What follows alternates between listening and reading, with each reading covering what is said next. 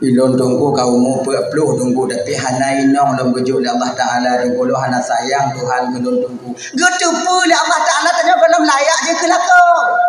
Makanya hana gejuk ilai nong. Kemauan tanya tinggi tapi kemampuan tanya lemah. Allah getupu. Nyong tajuk inong bergebeh mati. Hana gejuk inong.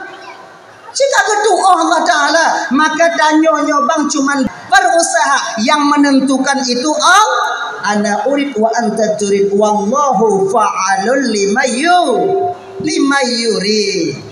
Hadirin kaum muslimin, inilah benahi batin kita sedikit demi sedikit untuk menerima dan husnudzan kita kepada Sang Maha Pencipta kita sendiri. Insyaallah ilun tunangan lu iplung tunggu kali loncat mu tunggu petanda iplung tunangan lon tunggu nyo yang paling ge satu pun mengatakan di Allah hanai iplung wadengan le mekawin kanane iplung mudah mahbuban tanya kono ame kejadian-kejadiannya yang mendengarkan, maka tipu yang terjadi pada diri kita itu betingan yang terbaik bagi tanyo. Kamu tunangan tunggu baik bulan dia tunggu lang kena mekawin kaip dong tu. Mana mangat adil tunggu lemak. Dek, tanya agam bunga agam. Patah satu tumbuh 1000. Hana kecewa awak nang tiro inong. Du minong musipu inai melabuh. Puna tak ji?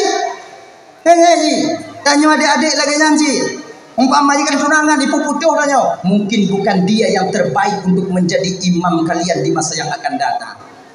Ini mana husnudzan tanya kepada bekmo slow down.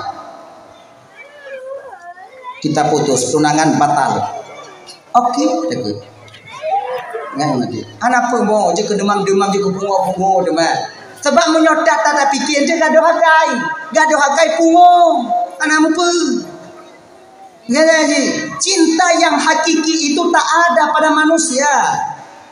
Menyokong cinta yang hakiki, sayang yang hakikinya yang naik ibu bapa dan bandung, cintanya seorang Allah, seorang abdun kepada Rabbun, cintanya seorang yaitu tiro Nabi, tiro Allah, cintanya Allah kepada seorang hambanya.